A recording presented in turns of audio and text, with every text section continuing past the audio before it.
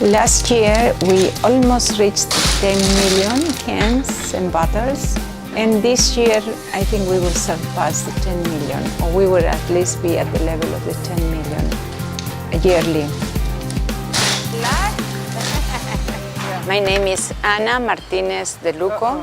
Since 10 years ago, very much involved in starting Sure We Can and bringing until it is now.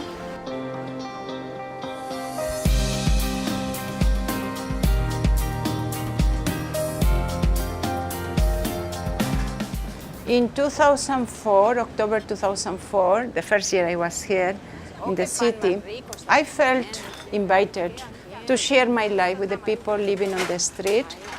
So I decided to live with them in the street. And one of the activities they were doing is picking up cans.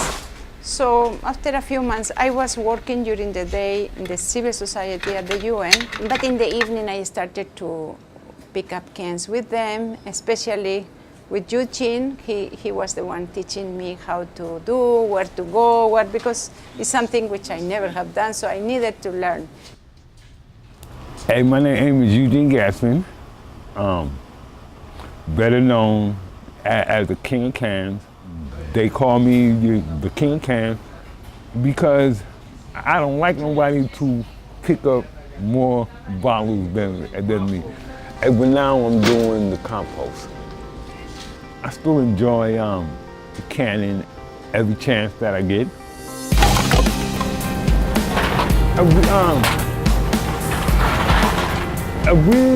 Right across the street from Penn Station on 31st Street and 8th Avenue. And there's a lot of people that come through this area during the course of the day. And then there's a lot of cans during the course of the day. I got through a canning through a friend of mine called Terry. And because I wasn't working at the time and couldn't find no job. And then he showed me how to do cans. Back when I was canning on an everyday basis, my personal goal was to get 2,000 cans at least. The waste that we generate very often ends up as pollution unless we make an effort first to reduce the waste and secondly to recycle the waste products that result from our consumption. Recycling is really important, particularly recycling of plastics. No active recycling is too small. If you recycle one plastic bottle, that is one plastic bottle less that winds up in a landfill or that ends up as marine debris out at sea. Canning gives me a peace of mind because I'm free to dig through the garbage without nobody bothering me. Sometimes you got a little people that's not too good. But I try not to let people negativity get the best of me.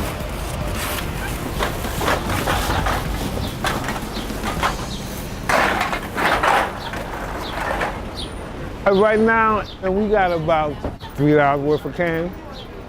And that ain't bad when we just getting started.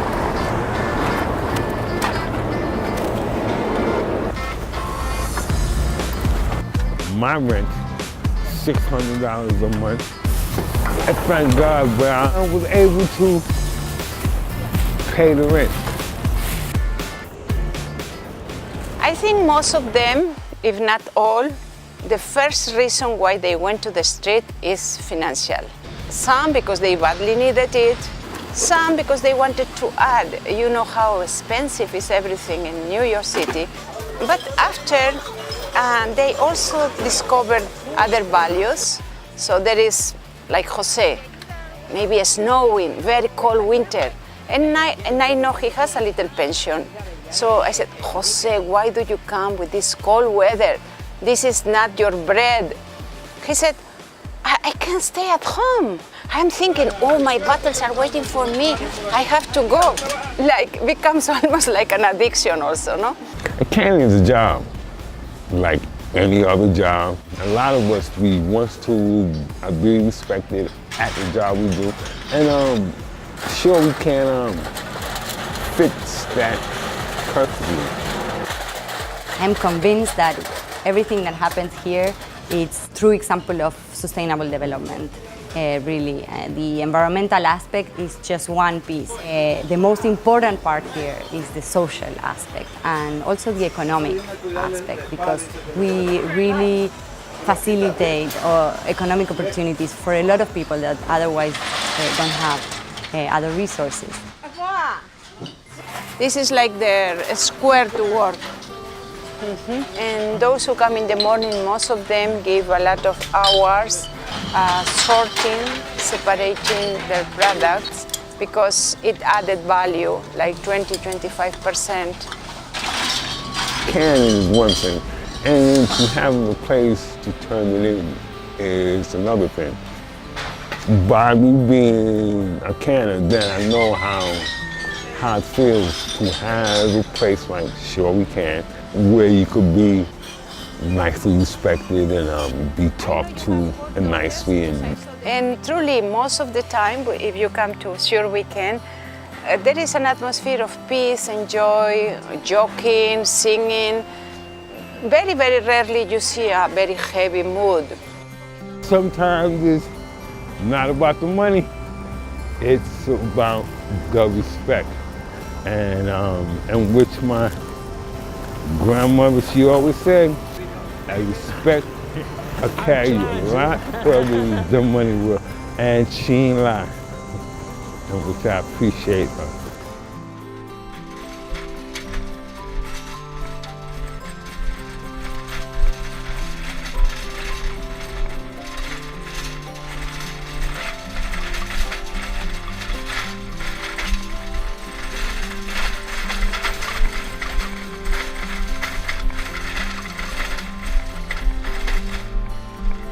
Ideally, for example, we would like that all these beer companies, they don't crush these bottles, but clean up and refill it, which will be a much better way of using the containers. They don't do. So we suffer. I mean, we return to them, but we know it's useless because they will crash and they will keep making new. The same, any kind of plastic bottle, but especially the water plastic bottles is rampant. And yet, when we have students, groups like that, you are surprised how little is being done in the school to teach them just to drink from the faucet, to drink tap water. So we are dealing with it, but knowing that this is not the solution. But while doing this, we are trying to use all these activities precisely to show to children that we can continue like that. I think changing behavior is really the key, and that requires raising awareness and educating people, particularly the younger generations. We need to get people aware of the consequences and the impact of our consumption. And as we become aware of that, then we'll find that by changing the way we consume, changing the amount of waste that we generate, we will certainly make a difference.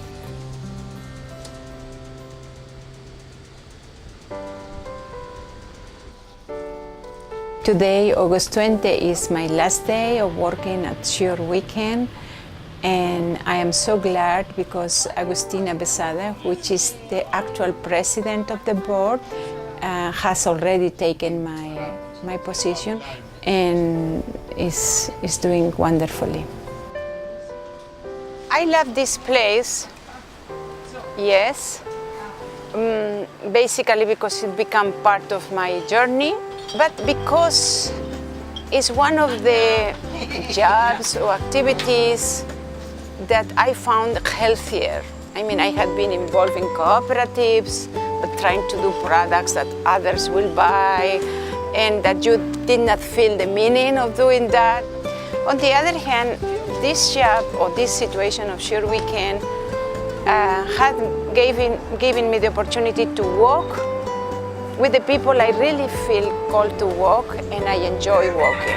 People who does not have any mask, does not need to pretend anything, are so natural, so simple, so themselves, and it's so enjoyable to relate with people like that. So it has given me a lot of enjoyment, and to accompany people who had been struggle with drugs, struggle with alcohol, struggle with a very, very painful childhood emotionally, but to discover their great humanity. It had helped me so much to be very careful when you see some people in that situation, not to let your judgmental mind to say, oh yeah, again, but to have that kind of human empathy and compassion.